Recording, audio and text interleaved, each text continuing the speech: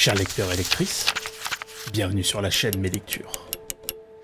Avant de commencer à introduire le nouveau format, j'aimerais vous rappeler que le concept de la chaîne se repose sur l'éveil au quotidien par des contenus de courte durée, et que les formats traditionnels du samedi perdureront. Dans cet objectif, ce cap à atteindre, le visuel va changer. La façon de vous narrer les contenus réécrits aussi, pour être au plus proche de la synthèse. En tout cas, je l'espère. L'objectif ? Avoir au moins une fois par mois une série de petites vidéos d'une durée de 2 à 6 minutes, jour après jour, pendant une semaine à horaire fixe, vous récapitulant plusieurs chapitres. Peu importe l'heure à laquelle vous m'écouterez, j'espère que mes lectures vous poussera à lire et à consommer des œuvres pour que vous aussi, à votre tour, vous puissiez avoir de réels arguments dans votre vie de tous les jours.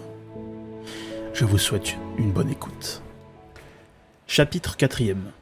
La menace communiste imaginaire et les prémices de la déstabilisation de l'Amérique latine. En 1944, alors que le Guatemala est une toute jeune démocratie, anciennement sous la coupe de 2 dictateurs, et précisément dans la première moitié du XXe siècle, la United Fruit, qui est une entreprise américaine, possède 70% des terres cultivables. Mais la date précisée plus haut enclenche quelque chose d'autre. Une révolte populaire éclate alors pour récupérer leurs terres et le social-démocrate Jacobo Arbenz cherche à donner des terres à 100 000 de ses paysans. Comme cette réforme cherche à expulser la United Fruit, Arbenz propose de racheter sur la base des déclarations fiscales de la United Fruit, c'est-à-dire 600 000 $, les terres de son pays. Sauf que la déclaration est fausse. L'entreprise tourne plus autour des 16 millions de $. Sacré fossé quand même. On a même un membre de la CIA qui fait partie du comité directeur de la société. Dingue. Dingue, dingue, dingue.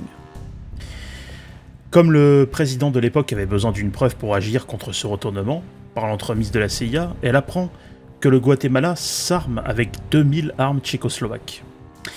Et il n'en fallait pas plus comme preuve à la CIA pour les considérer comme communistes.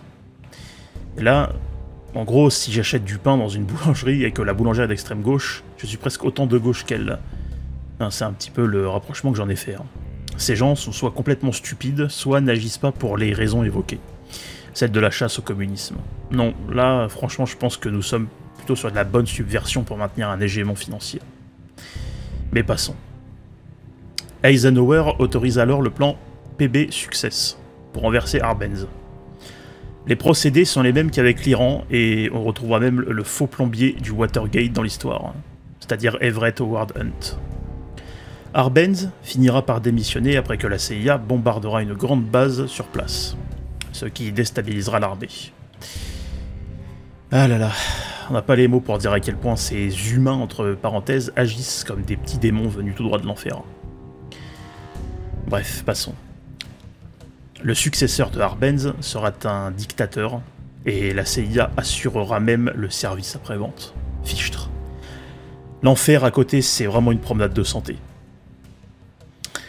Le livre donne alors les sources entre la page 60 et 73 avec des phrases barrées en noir, que je vous laisserai évidemment lire. Acheter et lire le livre, évidemment. Quelques explications pour aller un peu plus loin. L'opération PB Success, qui fut une réussite, s'imposa comme un modèle. Mais ce modèle, propre à une situation, fut un échec lorsqu'il eut été appliqué au renversement de Fidel Castro lors de la baie des cochons. C'est aussi pendant cette période que la CIA comprit que les actions clandestines étaient utiles. Elle fut utilisée au Vietnam du Sud pour construire un gouvernement secret. Rien que ça. L'anti-américanisme débuta avec la défaite d'Arbenz lorsqu'il démissionna.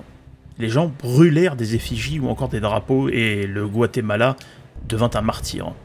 Mais le plus gonflé fut qu'un agent de la CIA accusa ces manifestations de communisme.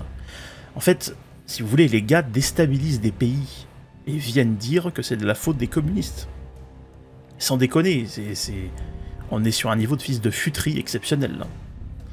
Je vais pas dire le mot en entier pour pas être grossier. Castillo Armas, en réprimant fortement des foules par les balles, déclara un peu plus tard un état de siège et suspendit les libertés civiques. L'ambassadeur américain de l'époque lui demanda de présenter ce qu'il avait subi comme étant un complot communiste. l'USIA, the United States Information Agency, les aidera même en leur donnant des conseils pour réprimander leur peuple par le gaz. Et même lorsqu'il fut assassiné, on présenta son meurtre comme un assassinat communiste. Les mecs sont complètement paranoïaques, quoi. Même sans preuve, ils inventent des récits. Enfin bon. Aïe aïe aïe. Bref.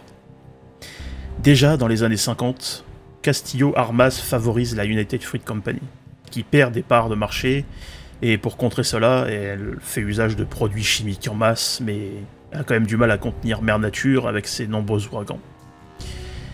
Elle fut rachetée et fusionnée de nombreuses fois jusqu'à prospérer encore de nos jours par leur marque de bananes bien connue, Chiquita. La suite demain, dans la soirée.